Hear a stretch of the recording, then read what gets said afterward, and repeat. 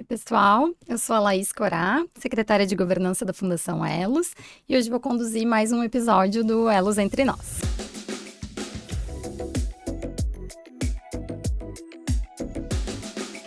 Hoje nós vamos falar então sobre um tópico essencial para o bom funcionamento da nossa entidade, que é a governança.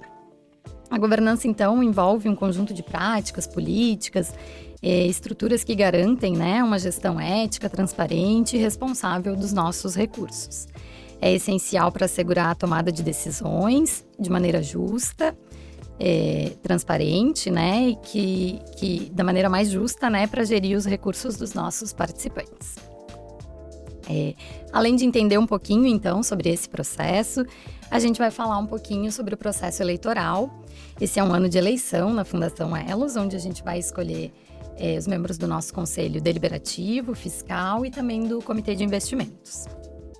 A gente vai explorar um pouquinho, então, esses processos, que são fundamentais para garantir a transparência, a eficiência e a segurança, na gestão dos nossos recursos. Então, eu vou começar apresentando e agradecendo, a participação dos nossos convidados. Então, hoje estamos aqui com o Elcio Nóbrega Júnior, que é o nosso gerente de governança, riscos e compliance. Ele é mestre em contabilidade e na área de governança e controladoria pela UFSC e economista pela Universidade Federal do Paraná. Tem mais de 15 anos de experiência, começou na carreira no mercado financeiro e de capitais, antes de vir para o segmento de previdência complementar fechada. Muito obrigada, Elcio, por estar aqui conosco hoje. Obrigado, Laís. Então, como a Laís falou, eu sou o gerente de governança, riscos e compliance da Fundação Elos. E também é uma das áreas ali que é responsável pela conduzir o processo eleitoral. Por mais que a gente tenha ali uma comissão eleitoral, também com membros do Conselho Deliberativo, Conselho Fiscal, que são responsáveis, que acabam dando todo o suporte, mas a parte operacional ali a gente acaba tocando. Então, feliz aqui em poder compartilhar experiência, troca de conhecimento aqui sobre governança corporativa, sobre o processo aí com vocês. Obrigada, Elcio. Temos aqui conosco também Antônio Francisco Moser, formado em administração pela ESAG, pós-graduado pela FGV em finanças corporativas. Atuou durante 40 anos na Eletrosul, Tractebel, atual Engie, esteve por 20 anos no Conselho Deliberativo da Fundação Elos e sendo presidente do nosso conselho durante os anos de 2012 a 2017. O senhor Antônio é aposentado há 8 anos, atualmente integra o Comitê de Investimentos da Previg e como membro eleito, pelos participantes. Então, muito obrigada por estar aqui conosco, senhor Moser. Obrigado, Laís. Obrigado, Elcio, pelo convite. Obrigado, Bruna, por estar aqui. É um prazer estar aqui para falar de previdência complementar, para falar da Elos, com quem eu sempre me identifiquei muito. Por 20 anos, como falado, eu tive vínculo com o Conselho Deliberativo e tenho uma forte ligação com a Elos e agora, recentemente, com a Previg. Bom estar aqui para discutir esses assuntos. Obrigada. E vou apresentar também Bruna Borgesan Martins, formada em administração pela UFSC, pós-graduada em gestão estratégica de pessoas pela PUC, no Rio Grande do Sul, com MBA em negócios do setor elétrico pela FGV.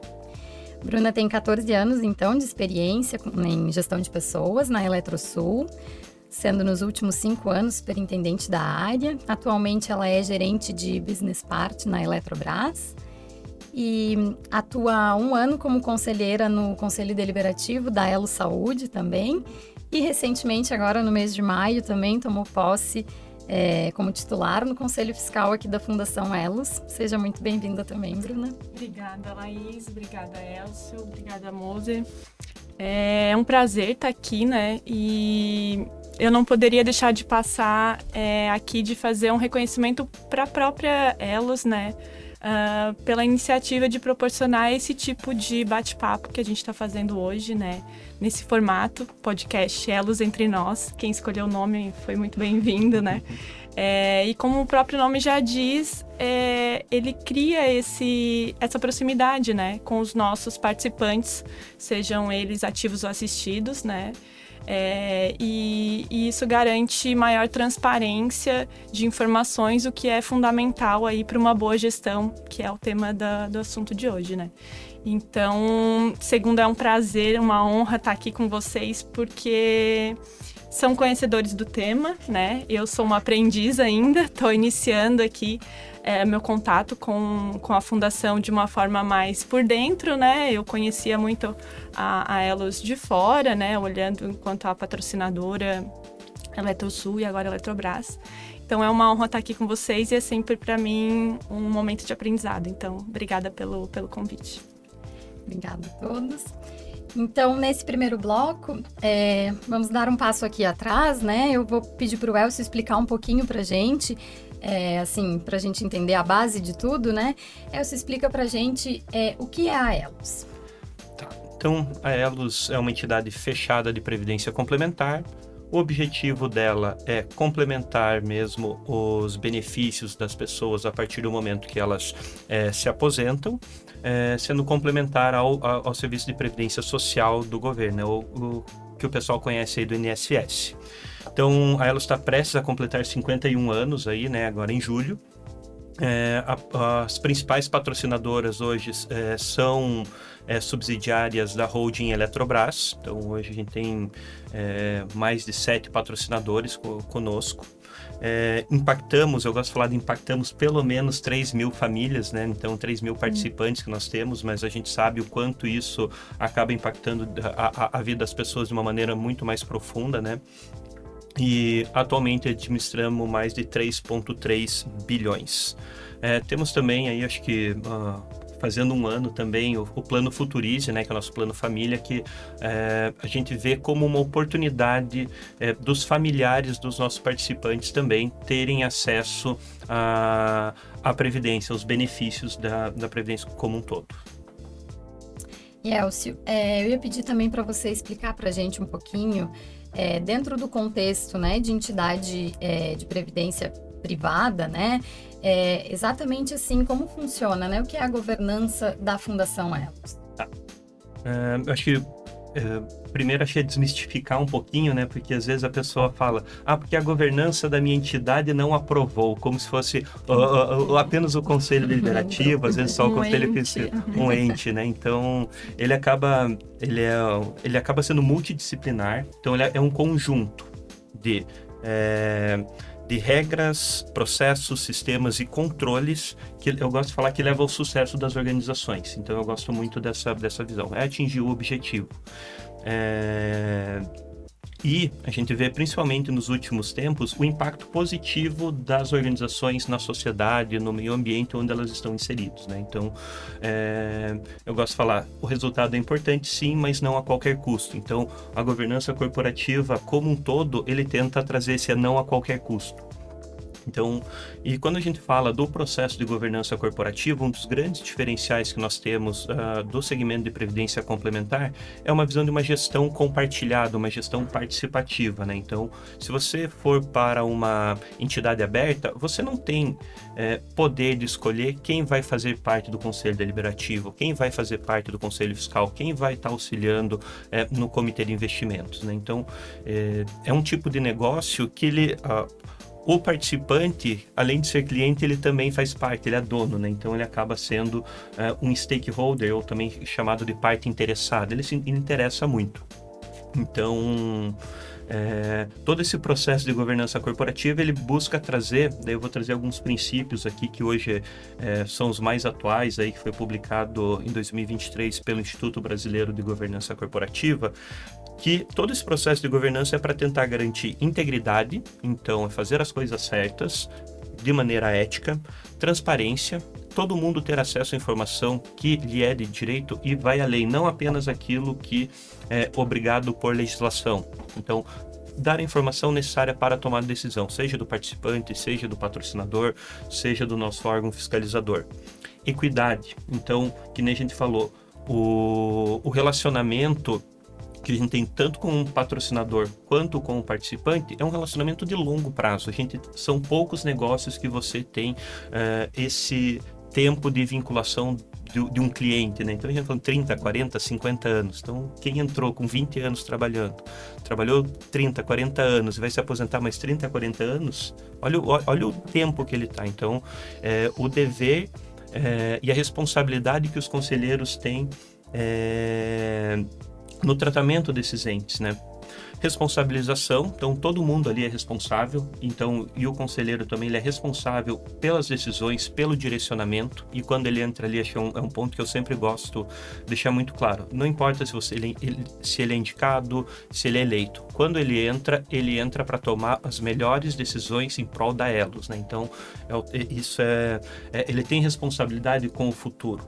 E a questão da sustentabilidade, não só a sustentabilidade, que nem o pessoal fala do viés ambiental, mas uma visão de longo prazo, a sustentabilidade enquanto negócio. Então, basicamente, função da governança como um todo ele é criar valor com a visão do objetivo e proteger valor também nessa parte de controles como um todo.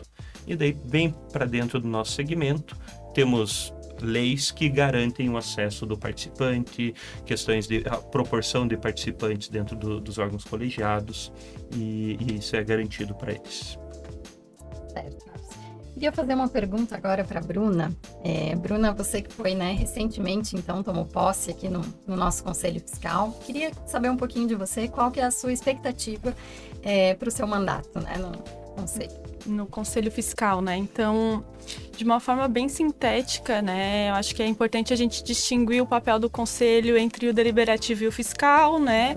O deliberativo muito mais voltado para a própria gestão, né? E o fiscal como um grande atuante no controle, na fiscalização, no controle interno, né? Mais na parte financeira. Então, acho que a minha expectativa é garantir, né? Que o Conselho Fiscal, ele exerça com êxito esse papel estatutário para o qual ele existe, né?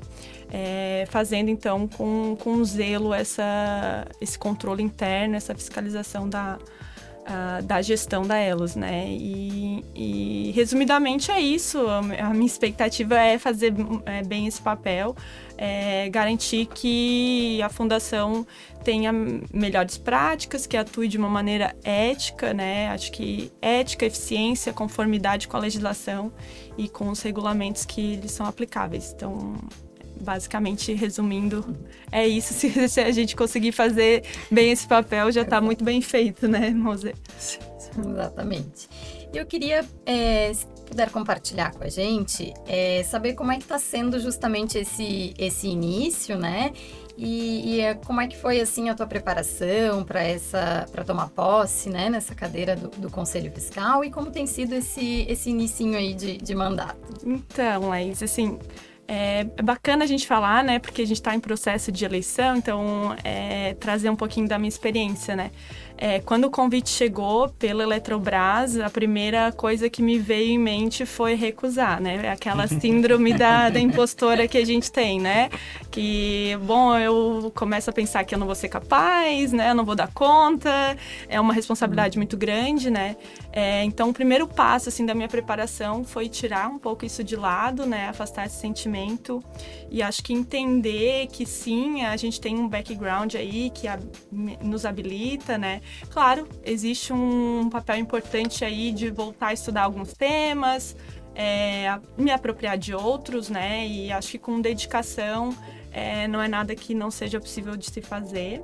Então, a partir do momento que eu aceitei o convite, me habilitei para a posição, teve toda uma checagem, assim, né? E validação do currículo, tanto meu quanto do meu suplente, né? Por parte das instâncias de governança da própria Eletrobras. E aí, depois disso, também tem uma validação, né, junto a Elos e a Previc, né. E aí, desde esse início, já comecei com bastante aprendizado, a mergulhar na leitura dos regulamentos, dos normativos, as atas, para criar esse entendimento do funcionamento e dos desafios que a organização está passando, que a entidade está passando hoje, né. E aí eu tive a oportunidade agora de me aproximar mais do time da Elos, né? Isso é muito bom, acho bem bacana porque uma organização é feita de pessoas e são as pessoas que trazem os resultados, então acho que essa proximidade é legal. E uma prática que eu, assim, achei bem bacana a Elos fazer logo nesse início para qualquer pessoa que entra, que inicia na organização, já existe um programa de onboarding. E esse onboarding, por que eu vejo ele como uma boa prática, assim, né? Ele acelera o aprendizado, então cria conexão e aí os nossos entendimentos, assim, de uma forma mais rápida e ágil. Então, já do momento que a gente entra, já entra jogando. Então, assim, eu ainda tenho como meta, né, já dando spoiler aqui, buscar a certificação. A gente tem uma certificação para buscar aí dentro desse primeiro ano, né, e eu já estou iniciando meus estudos. E então esse é o meu início de bastante estudo, bastante aprendizado e entendendo que é uma jornada e um dia eu chego nessa fase. Muito bacana, Bruna. Muito bacana mesmo. Eu queria agora que o Moser comentasse um pouquinho, né, toda a sua experiência, contasse pra gente um pouquinho como é a rotina de um conselheiro.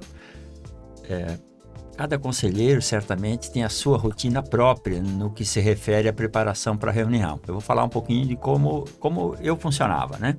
Porque o Conselho Deliberativo normalmente tem reuniões trimestrais. Há reuniões extras, né, por assuntos de emergência, mas normalmente trimestrais. E as pautas são distribuídas uma semana de antecedência. Anteriormente não era assim, as coisas eram 2, 3 dias, as convocações eram emergenciais, mas ao longo do tempo isso foi se estruturando e passou a ser uma reunião regular, como ocorre nas grandes organizações. Há preparação, a pauta é distribuída com suporte dos documentos necessários para estudar e para definir, né? Então, os assuntos são bem detalhados, com toda a documentação. Para mim, participar da reunião era um assunto prioritário da semana. Então, aquela era a prioridade, né? Não me consta que eu tenha faltado em reunião, porque era um assunto, eu estava ali representando a patrocinadora e representando os participantes, então tinha que se preparar muito bem para ter a melhor posição. Eu normalmente reservava o sábado de manhã ou domingo de manhã para estudar a pauta. Então era porque a reunião jamais frequentemente era na quinta-feira, então para estar aquecido, se precisasse alguma preparação adicional, dava tempo para sair atrás e buscar. E como presidente do conselho, eu ainda, né, o presidente do conselho naturalmente é o que marca a reunião e é o que libera os assuntos para serem pautados. Então, essa é mais ou menos o que eu coletei para esse assunto. Bacana, senhor Moser. Ainda, né, considerando toda a sua experiência, o que você enxerga como os principais desafios, né, enfrentados pelos conselheiros? Como eu vejo, né, o conselho é o órgão máximo da entidade. Quer dizer, todos são importantes, a governança é ampla, mas em última instância é o conselho. Ele tem que sentir a responsabilidade de que ele está dando os caminhos para a entidade. Então, algumas coisas que eu arrolei que são tradicionais para ele, que é supervisionar os trabalhos da diretoria, equacionar pontos de conflito entre os stakeholders, participantes e patrocinadoras que acontecem, aprovar o orçamento e as contas anuais, adaptar a entidade a novos dispositivos legais, decidir sobre conflitos entre participantes e entidades, aprovar e avaliar as metas com vistas à obtenção de resultado e à remuneração variável, né? Esses são assuntos regulares que ocorrem todos os anos. Excepcionalmente, ele aprova contratações relevantes, conduz o processo eleitoral, cuida das certificações para que todos que estejam em cargos estejam adequadamente certificados, define participações em congressos que são muito relevantes na área de previdência complementar, a contratação de auditoria, planos estratégicos, a política de investimento, o equacionamento de déficit e problemas pontuais que ocorrem pré-Elcio, que foi, por exemplo, o problema do buraco negro, que nós ficamos mais de 10 anos para solucionar em definitivo. E aí, em relação aos que entraram na fundação entre 1978 e 1980, se eles eram enquadrados como sócios fundadores ou não. Então, são assuntos que vão tendo assim, que exigem que, em última instância, é o conselho. Então, ele é o responsável principal, em última instância. Era isso, Alice. Muito obrigada, Moser. Queria perguntar agora para a Bruna, considerando, né, as suas experiências, suas vivências pessoais, como é que você acha que isso pode agregar no seu papel, né, enquanto conselheira? Então, assim, Laís, eu acho que toda experiência agrega, né? A gente, como ser humano, a gente está sempre em construção, né?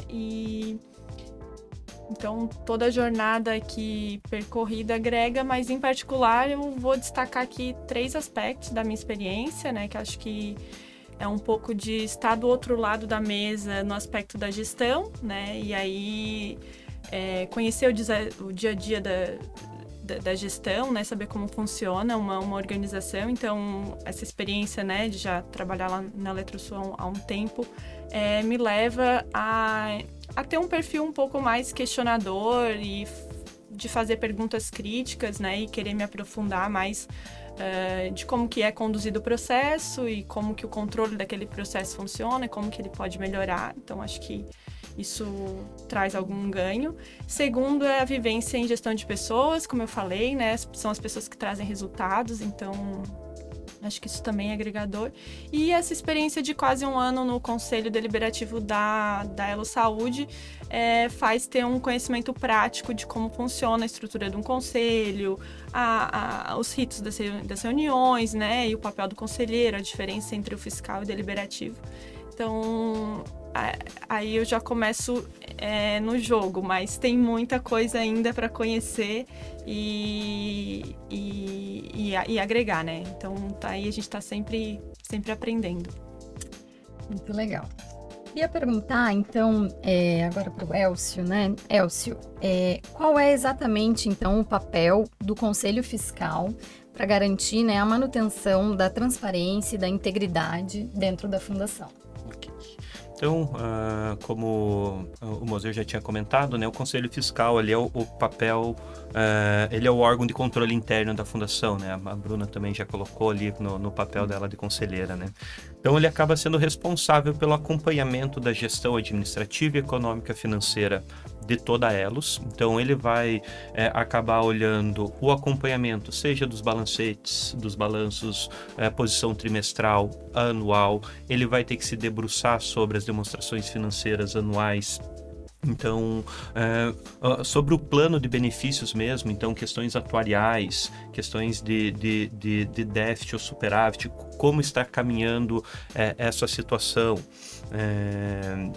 E a gente nunca pode esquecer, né? Por mais que muitas vezes vai estar discutindo sobre questões administrativas, orçamentárias, o foco principal acaba sendo o funcionamento adequado dos planos de benefício. Os objetivos da organização é pagar o benefício, a complementar benefícios. Então, esses controles, processos relacionados a seja gestão de investimentos ou ao plano efetivamente, eles acabam sendo muito mais relevantes, né? Então, esse é um ponto.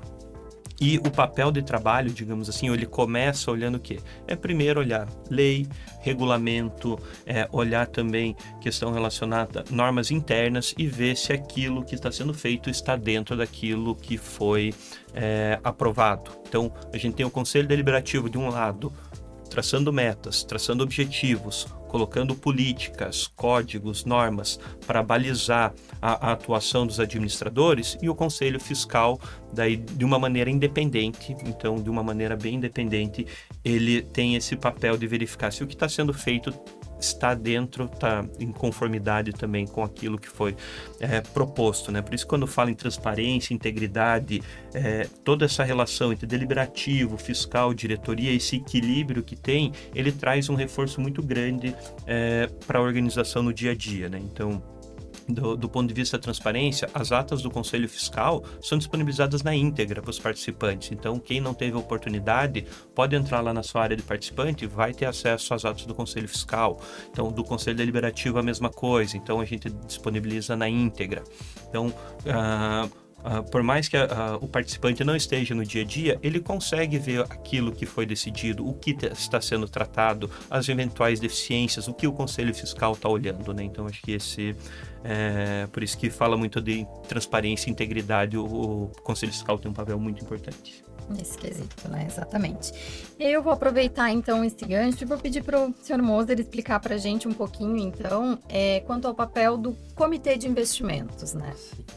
Eu estou vivendo isso nos últimos 7 anos na Previg. É uma experiência nova, né? Porque antes eu estava sempre no Conselho Deliberativo e o Comitê de Investimento, ele é focado, é diferente do Conselho Deliberativo, que tem tudo da organização eclode ali. O Comitê de Investimento busca resultados financeiros. Parece simples, né? mas naturalmente ele tem que conciliar muita coisa e o mercado é muito dinâmico, né? Então, busca o equilíbrio entre segurança, liquidez e rentabilidade. O princípio financeiro e tal.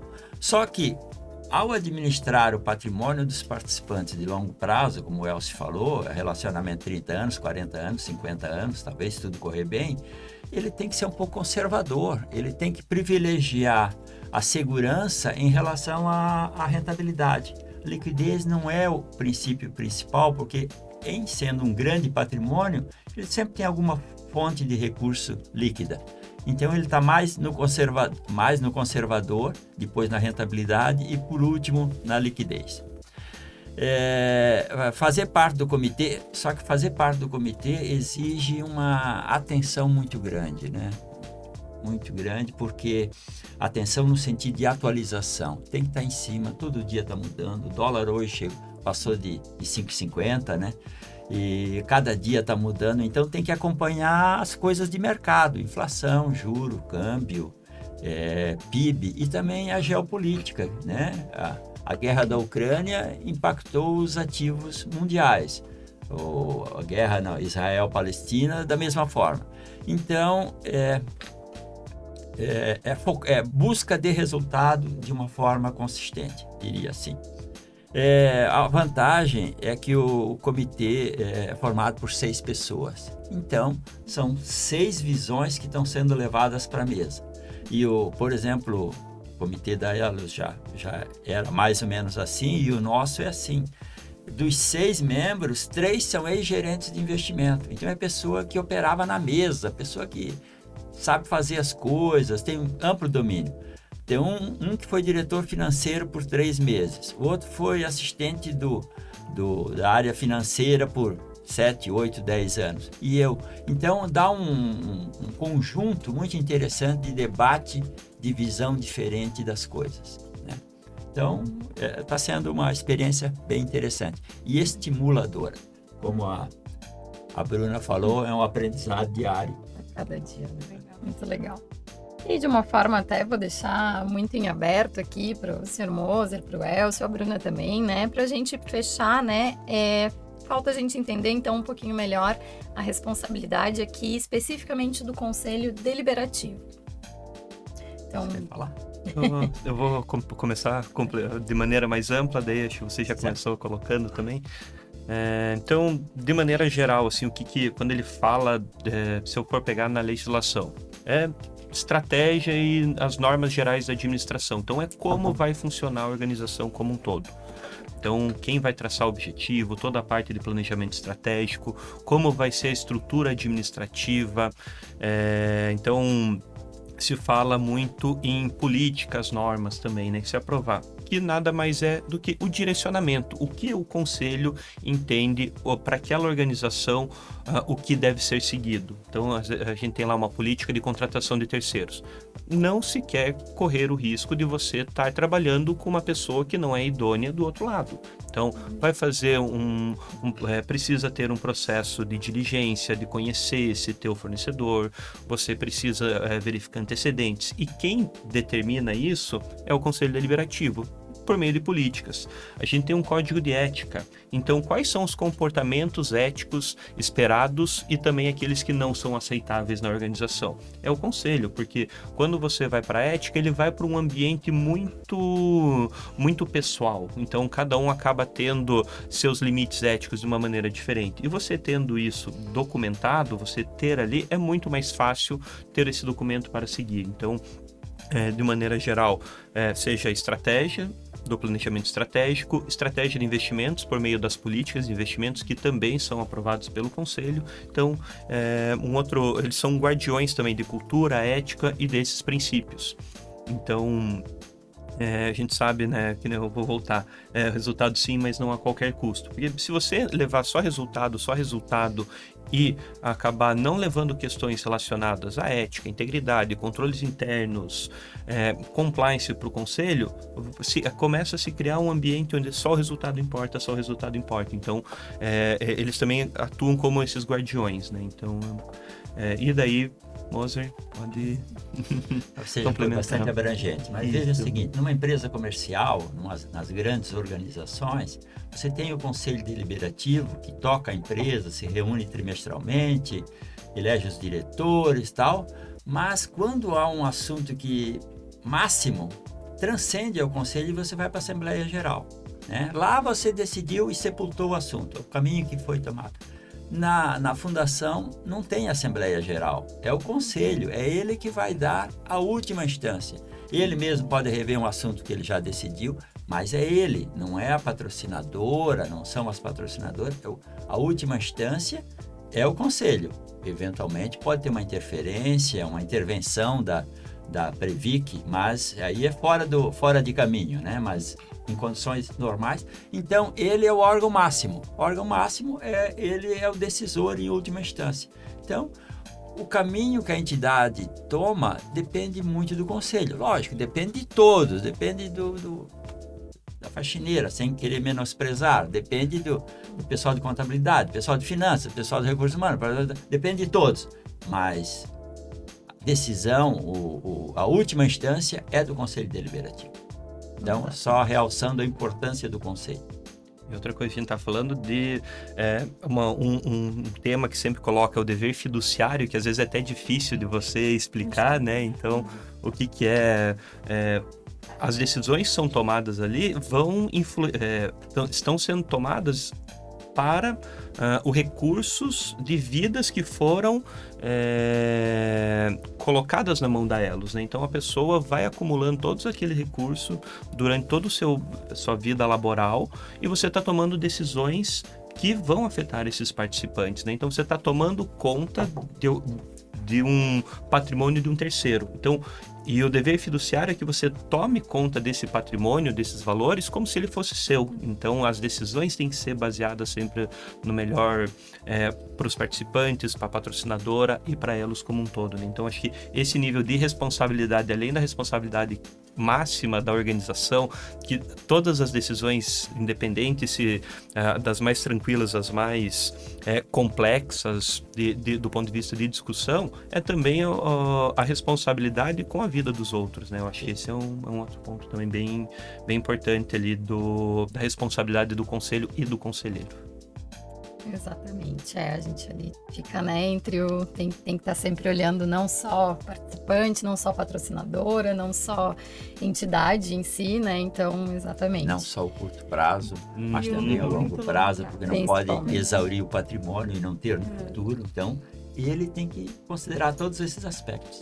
Exatamente. Vou deixar aqui também muito em aberto, Bruna, Moser, eu queria que vocês falassem um pouquinho, né, o que vocês acham, assim, o que é uma boa prática, que é essencial para o bom funcionamento, né, de uma entidade de previdência complementar fechada. Posso começar?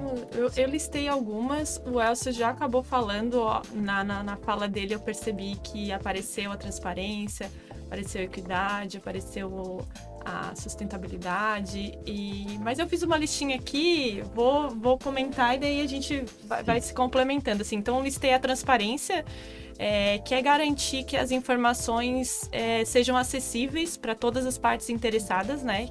E que seja de forma clara e compreensível. A gente tem falado em alguns momentos de o quanto a gente quer estar próximo do participante. Então, isso é muito importante, né?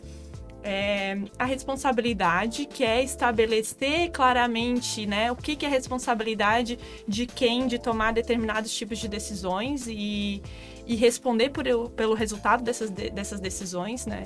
A equidade, que é assegurar que todas as partes interessadas, e a gente comentou isso aqui também, né, sejam tratadas da mesma forma, de maneira justa e equitativa, né? Prestação de contas, né? Manter os registros de forma precisa, demonstrando como que as decisões são tomadas. O compliance, que é essa conformidade, seguir todas as leis e os regulamentos e os normativos. A gestão de riscos, a gente também, de uma determinada maneira, né, comentou que a gente precisa identificar, avaliar e mitigar riscos que afetam as operações, garantindo esse longo prazo, né? A ética, que é promover essa cultura organizacional, o Elcio também falou disso, né?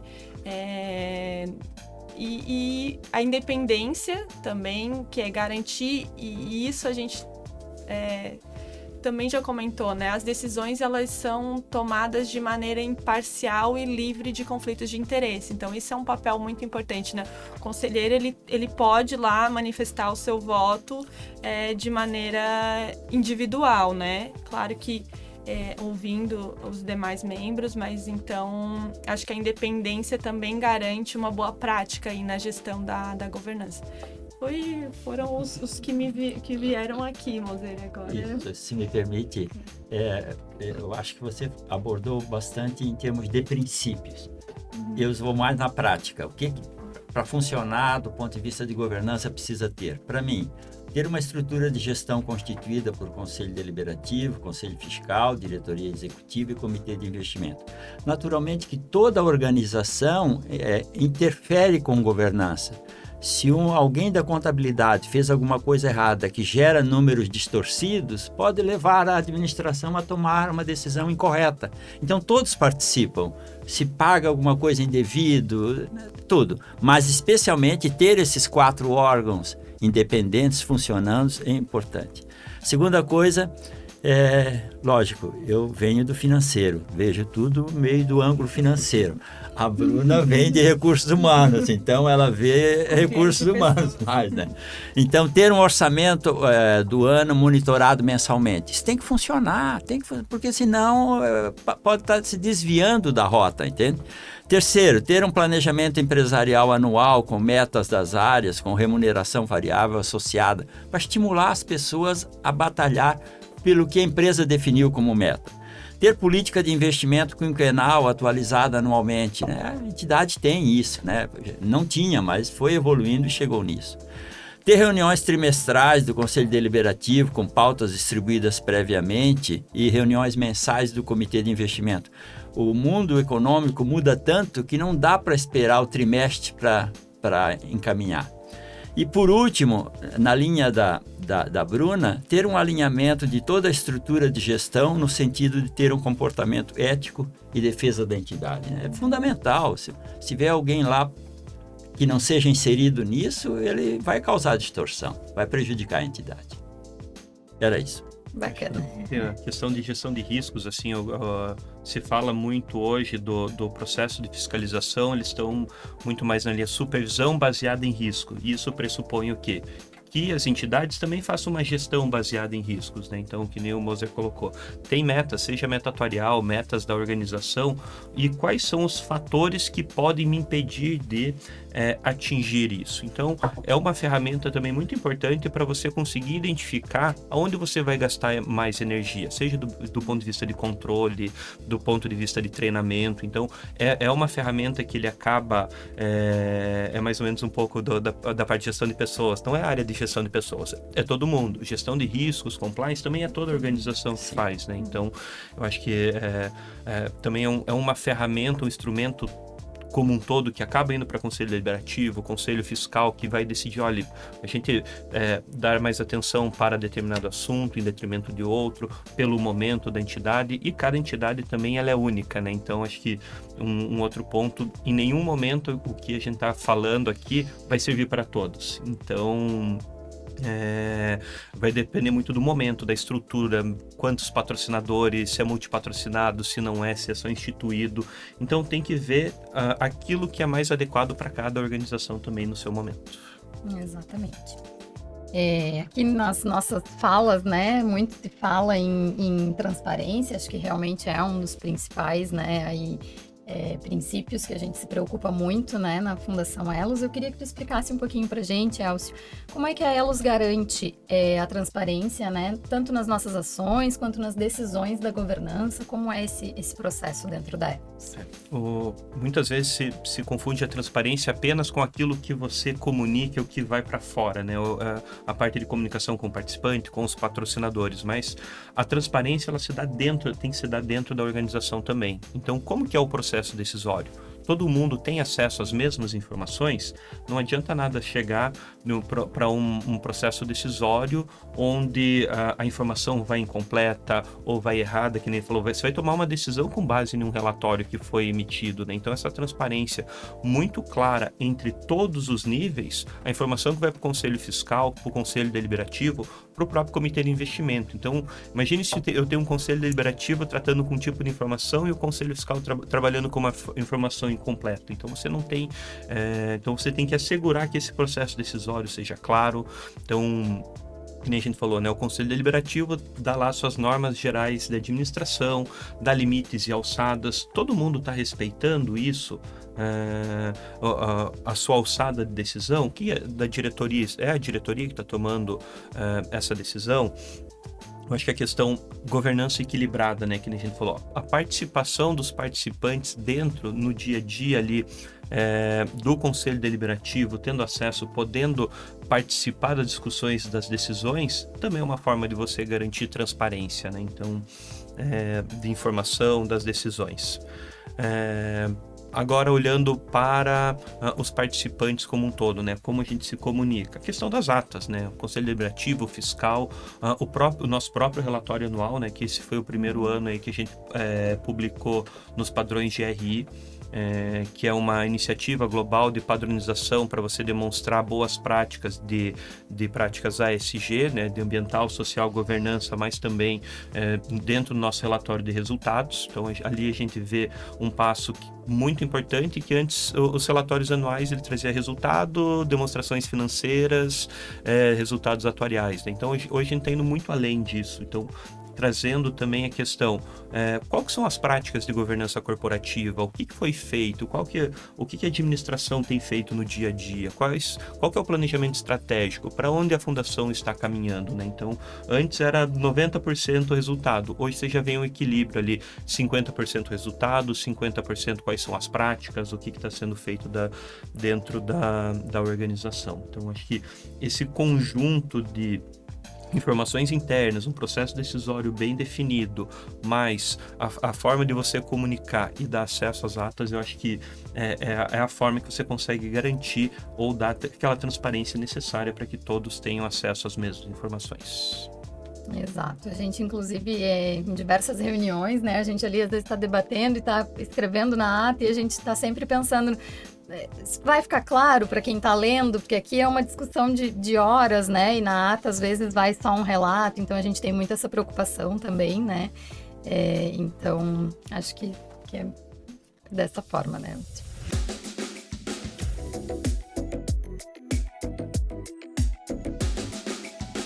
Então, voltando agora, nosso segundo bloco. Agora que a gente já entendeu um pouquinho, então, né? Sobre a estrutura dos nossos conselhos e... Então, voltando agora, nosso segundo bloco. Agora que a gente já entendeu um pouquinho, então, né, sobre a estrutura dos nossos conselhos e do Comitê de Investimentos, a gente vai aprofundar um pouquinho mais, falar diretamente com você, nosso participante, que está nos escutando ou nos assistindo, e vamos conversar um pouquinho, então, sobre o processo eleitoral. Esse é um ano de eleições na Fundação Elos, onde a gente, né, faz a troca dos dos participantes, dos representantes, né, que representam os participantes dos conselhos deliberativo, fiscal e também do comitê de investimentos. E por isso a gente vai falar um pouquinho, então, como funciona o processo eleitoral. Perguntar, então, primeiramente para o Elcio, como são definidos os conselhos na Fundação Elos e como se dá o processo de eleições. Tá. Então, que nem a gente falou, né? Atualmente na Elos, o Conselho Deliberativo são 6 membros. Então, 3 indicados pelos patrocinadores e 3 eleitos. Então, os indicados, a patrocinadora, a cada 4 anos tem os seus mandatos.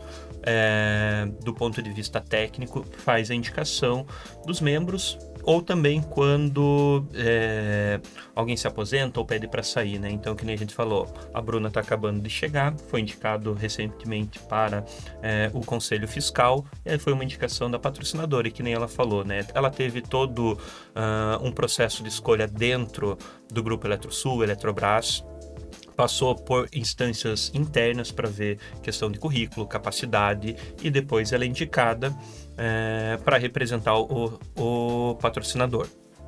E aí depois tem todo o trâmite interno também, né? Que nem a gente falou, que agora a gente tem um processo de habilitação pela Previc, onde toda essa documentação que ela precisa ter, os requisitos mínimos, também são encaminhados para a Previc, né? Que a Laís acaba consolidando todo esse processo. Do ponto de vista dos participantes, a gente não tem um ente organizado que toma todas as decisões, como tem a patrocinadora, né? Que você tem um representante legal. Então, a melhor forma de escolher esses representantes é por meio de um processo eleitoral. Então, ele ocorre aí, basicamente a cada 4 anos. Então, a gente até teve um intermediário por conta de vacância de cargo. Então, no passado, quando ficava vago, dependendo de quanto tempo passou, a gente precisava chamar uma nova eleição, que foi que a gente teve uma 2022 apenas para um cargo. E agora a gente está na renovação como um todo. Então, nesse ano a gente tem o processo eleitoral, ele inicia com a aprovação do regulamento eleitoral pelo Conselho Deliberativo, né, que acaba decidindo basicamente os pontos mais relevantes. E a gente teve, na sexta-feira passada, a publicação do edital, e agora começou na segunda-feira, no dia... Qual foi o dia? 14, isso. 14 de junho. Isso. Então, e agora a gente está no processo de inscrição dos candidatos. Então, como que funciona? Então, agora os candidatos vão mandar a documentação, a qual cargo eles pretendem, e depois a comissão eleitoral, que foi formada, ela vai avaliar toda essa documentação, ver se está alinhado com os requisitos que a legislação pede, e daí tem a lista e vai ser enviado para todos os participantes via e-mail, todo o procedimento de votação, que esse ano vai ser 100% online. Então, e daí são 3 vagas para membros do Conselho Deliberativo, 2 vagas do Conselho Fiscal e 2 para o Comitê de Investimento. E como hoje somos multipatrocinados, multiplanos, então antes era muito fácil escolher, né? Antes a gente tinha 3 planos, 2 patrocinadoras, tinha um membro para cada plano. Agora ele é aberto para todos os participantes, então é um ambiente onde é todos contra todos, né? Então, acho que é a principal mudança aí no processo eleitoral desse ano. Exato. Então, queria entender um pouquinho, Moser, na sua opinião, né, com base nas tuas experiências, o que tu entende que seja o perfil ideal de um conselheiro? Eu arrolei 4 pontos, só 4 pontos. Né? Entendendo isso, eu acho que atende às necessidades do órgão. O primeiro é um histórico de idoneidade, né? Quem está lá na entidade, ele está representando e ele tem que ter uma imagem, uma boa imagem junto ao público. Uma má imagem acaba prejudicando a própria entidade, né? Porque leva para dentro da entidade a imagem de alguém que cometeu alguma irregularidade. Então, esse é o primeiro ponto. O segundo ponto, uma habilidade de comunicação e com capacidade de defender suas ideias para participar das reuniões, né? Não sendo um peso morto, né? A reunião do Conselho Deliberativo e do Comitê de Investimentos são reuniões de debate e vai prevalecer quem conseguir melhor argumentação, que seja mais hábil, né? O Conselho Fiscal já tem bastante de técnico, né? Um trabalho mais técnico, mas os outros dois são bastante de argumentação. Então, isso é uma qualificação importante para alguém que pretenda ocupar um cargo desse, né? A terceira ideia é de que a pessoa tenha uma compreensão mínima do funcionamento da entidade, né?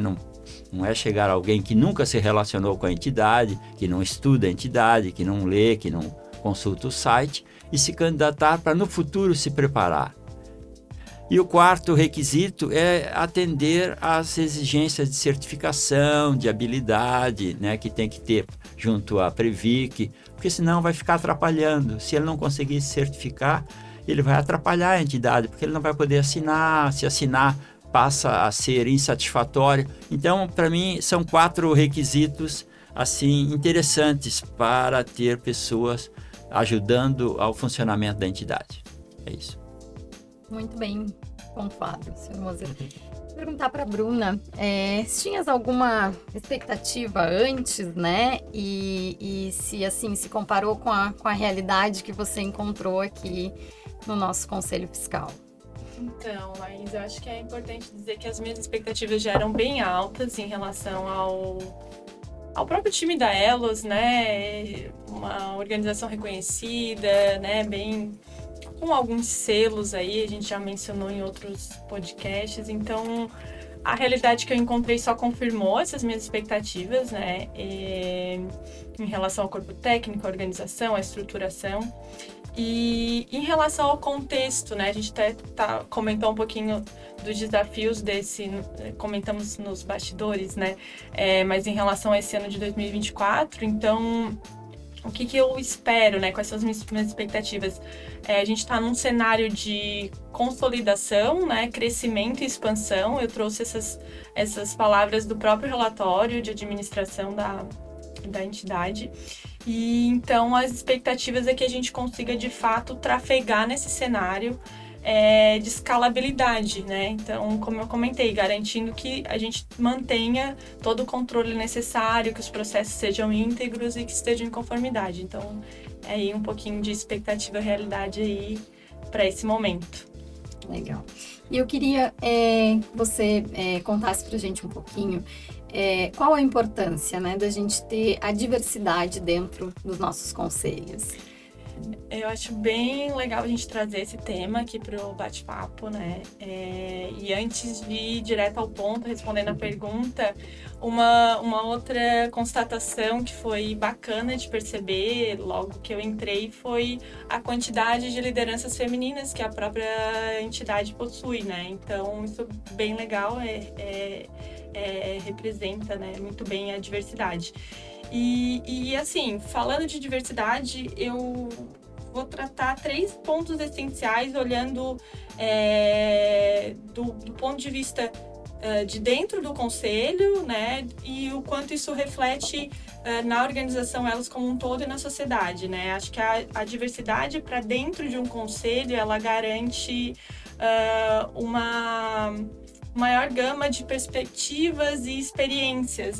O seu Moser trouxe um pouquinho disso, né? O quanto é rico trazer outras visões. Então, diversidade é isso, trazer experiências e discussões, o que enriquece a tomada de decisão. Então, acho que diversidade para dentro de um conselho traz isso. E aí, trazendo um pouquinho para o próprio ambiente da fundação, né, a gente ter representatividade de gênero, raça, enfim, entre outras, torna o ambiente interno mais inclusivo, mais acolhedor, cria engajamento, e engajamento é felicidade, que é igual a produtividade. Então, acho que aqui eu me coloco no lugar de quem já levou matérias para conselhos que não tinham representatividade, e o quão é mais difícil, né, você criar uma empatia, enfim. Então, e por fim, assim, e não menos importante, né, a gente tem que entender que a sociedade é diversa, né, por natureza, né, a sociedade já tem essa diversidade e o perfil dos nossos participantes, ele está mudando também. Então, trazer esse olhar mais diverso para dentro dos conselhos representa também a gente trazer uma perspectiva diferente desse nosso novo cliente, né? Nesse cliente que está surgindo aí que é diverso. Então, acho que isso facilita o próprio direcionamento estratégico da organização. É um olhar para o seu próprio ambiente, para a sociedade. Então, trazendo assim um pouquinho dos 3 aspectos que eu vejo. Queria, Elcio, então, você explicasse um pouquinho para a gente, né, como o processo eleitoral ele influencia na governança da nossa entidade. Então, como a gente falou, né, a cada 4 anos a gente tem processo eleitoral, mas também a cada 4 anos a gente tem o processo de indicação. O que acontece? Eu tenho, vamos supor, no ano 2024 estamos tendo eleições e daqui a 2 anos vamos ter processo de indicação. Então, o que acontece com o processo eleitoral, indicação, qualquer processo de renovação? Então, você acaba oxigenando as ideias, a possibilidade de você trazer novas perspectivas, que querendo ou não, as pessoas no nosso Conselho Deliberativo, a pessoa pode estar em um mandato e ser reconduzido apenas uma vez. Então, o que acontece? Muitas vezes a pessoa acaba ficando até viciada ali no dia a dia da fundação, naquelas questões, começa a aceitar tudo e não... ele se acostuma, né? Então, e no Conselho Fiscal é apenas um mandato. Ele sempre está trocando, sempre trazendo essa nova perspectiva. Então, essa composição que você vai mudando, as pessoas vão trazendo vivências diferentes, então você também começa a ter uma visão diferente da própria entidade como um todo, da visão do conselho. Quando for tratar alguns assuntos, ele vai acabar dando peso para mais um ponto, em outro momento para outro. Então, essa oxigenação, sempre trazendo visões diferentes, ele é um momento muito importante para sempre você buscar adicionar novas ou competências ou visões de mundo, para que você seja cada vez mais inclusivo e também diverso na questão de ideias, né? Então, porque não adianta nada, se você tiver aquela questão, se todo mundo na mesma sala está pensando igual, pode ser que ninguém esteja pensando, né? Então, sempre trazer essas pessoas, você sempre... sabe aquela pergunta, mas por que isso é feito assim? Que a pessoa você já está tanto tempo ali no dia a dia que nem se questiona mais alguns porquês. Então, essa visão de troca e também, dependendo do caso, premiar aquele que está fazendo um bom trabalho, né? Principalmente numa recondução, que é o caso do Conselho Deliberativo. Então, se tem um conselheiro que é atuante, que ele está fazendo exatamente seu papel, você também é o momento de dar continuidade, né? Então, eu acho que esse é o momento que nós estamos. Queria perguntar, então, senhor Moser, o que participar, né, dos conselhos, o que você vê que agregou na sua carreira? E vou ser um pouquinho mais longo aqui, Laís, porque é uma longa história. Claro. Eu entrei na empresa em 1976, a empresa, então, Eletsul. Eu sou originário do primeiro concurso que foi feito em Santa Catarina para a Eletsul vir do Rio de Janeiro para cá. Então, eu entrei ali para substituir os cariocas que retornaram ou que não vieram. Estava aqui 4, 5 anos e o então assistente do diretor financeiro, Dr. Glauco José Corte, possível que alguns de vocês conheçam, o atual presidente do Conselho da Celesc. Ele tem uma história de presidente da Fiesc e de muitas coisas que ele construiu para Santa Catarina. Ele encomendou para mim um estudo. Demonstre o impacto do achatamento salarial nos benefícios da Elos. Então, eu estava 4, 5 anos ali, eu fiz esse trabalho, me empolguei. Eu sempre gostei da visão de futuro, da visão de pensar ao longo prazo. Então, a fundação é a oportunidade de expressar essa tendência natural que eu tenho, né? Em 96, já estava no cargo gerencial, era então gerente de planejamento e controle, ou controller da Eletsul, e aí eu fui indicado para integrar o conselho da Elos. Então, estou numa ou noutra desde 96. a administração sempre me via como alguém que voltado para isso. De outro lado, eu aprendi muito ao ter a oportunidade de participar de debates, né?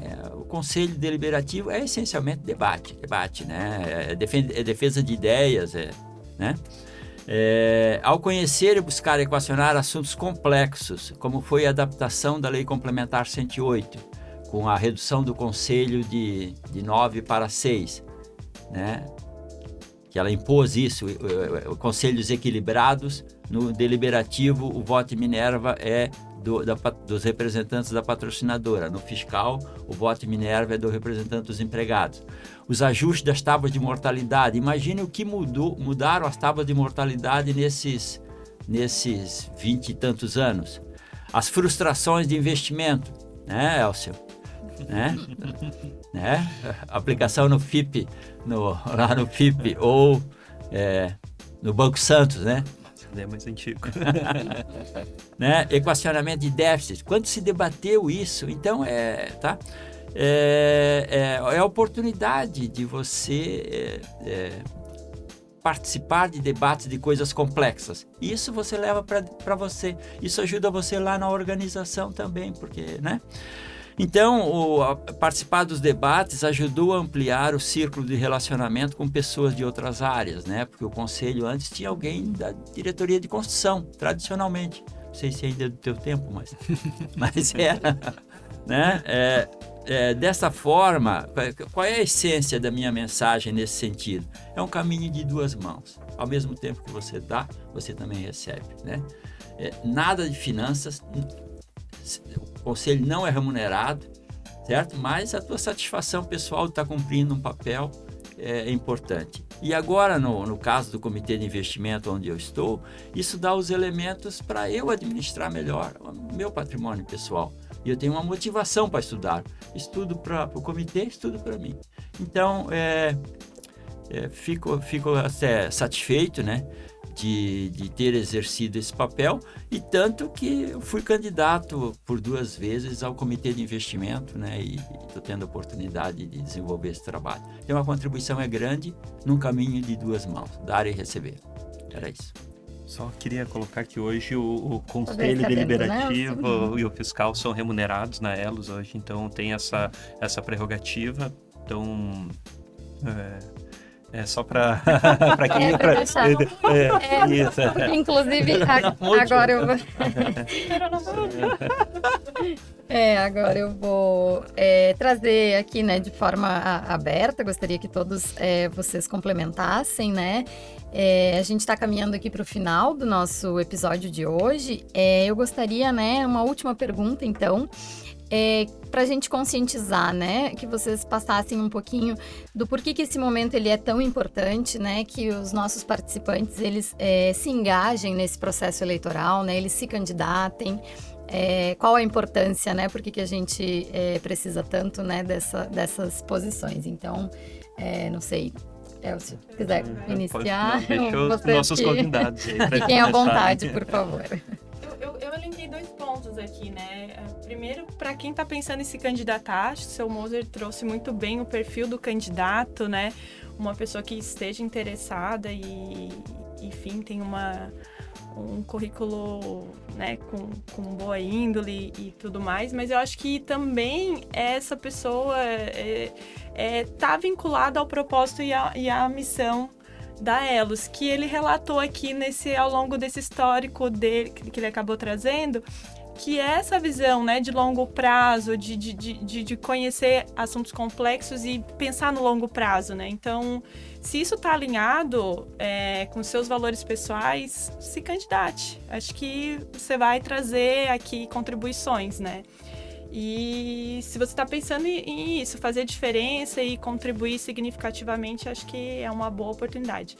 E o segundo ponto, acho que a gente precisa engajar os participantes para votação, né? Para escolher seus representantes. Então, acho que eu faço aqui um paralelo com as eleições governamentais. Se a gente não se engaja para conhecer quem são os candidatos, né? Para ver, conhecer o perfil e fazer boas escolhas, a gente fica alheio, fica aí à mercê e não vai poder reivindicar melhorias, né? Então, é isso que eu acho que, para quem está nos assistindo, esses 2 pontos, né? E engajar todos para participar do processo eleitoral aí, fazer boas escolhas, para ter bons representantes dos participantes.